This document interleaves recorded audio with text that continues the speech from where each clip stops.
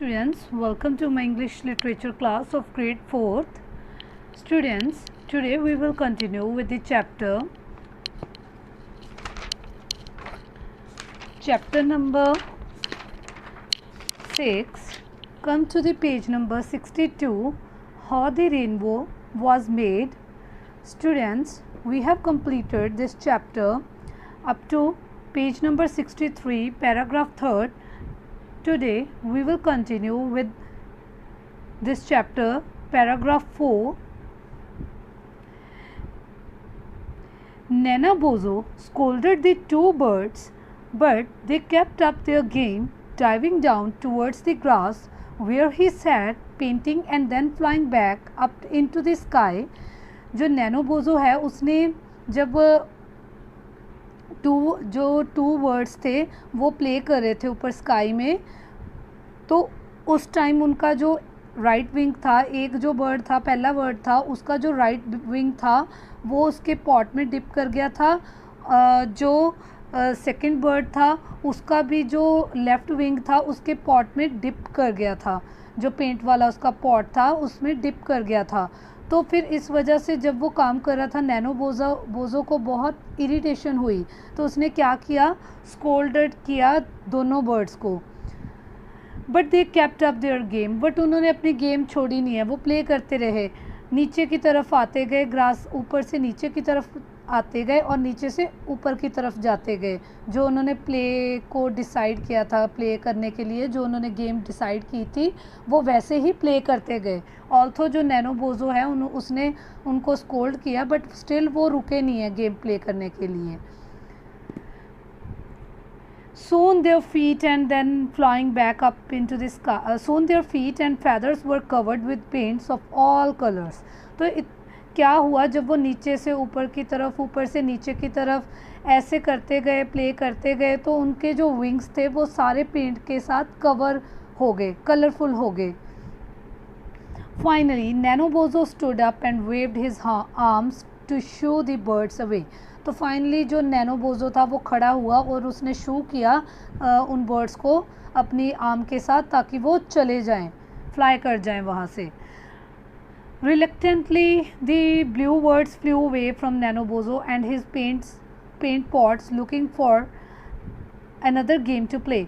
तो फिर क्या हुआ, मतलब वो विलिंग तो नहीं थे। रिलक्टेंटली का मतलब होता है नॉट विलिंग। वो विलिंग अपनी मर्जी के बिना, वो चाहते तो नहीं थे क्योंकि वो प्ले करना चाहते थे, they were interested in playing the game, but जब नैनो बोजो ने उनको शू कर दिया तो उनको जाना पड़ा। तो क्या हुआ, जो ब्लू बर्ड्स थे वो चले गए वहाँ से, उसके पेंट पॉट से वहाँ से चले गए, और वो उन्होंने सोचा और गेम प्ले करने के बारे में उन्होंने सोचा। They started chasing each other again, तो उन्होंने क्या किया, एक दूसरे को चेस करना स्टार्ट किया।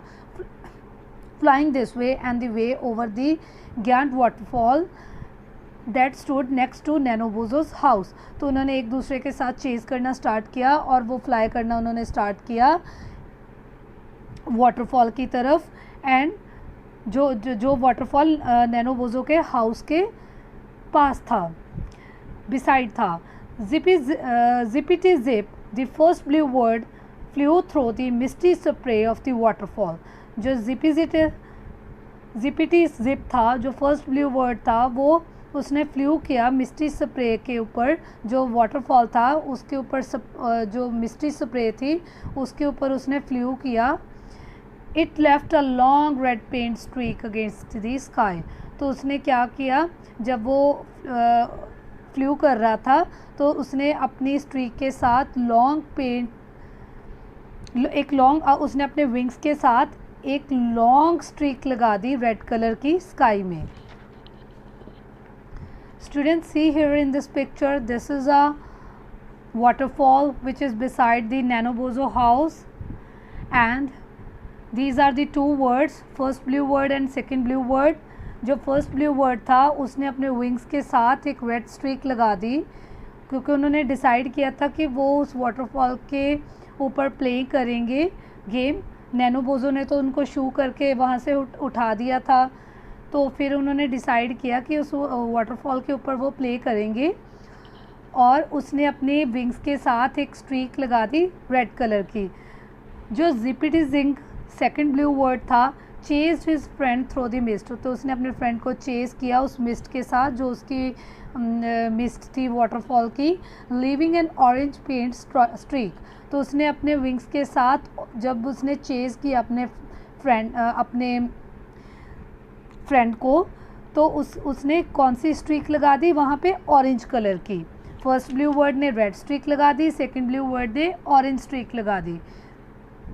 Then the birds turn to go back the other way, तो जो बर्ड्स थे उन्होंने एक दूसरे के तरफ उन्होंने डिसाइड किया कि वो दूसरी वे में जाएंगे। This time the first blue word left a yellow paint streak and the second left a pretty blue violent paint streak. तो अब क्या हुआ, जो फर्स्ट ब्लू वर्ड था उसने येलो स्ट्रीक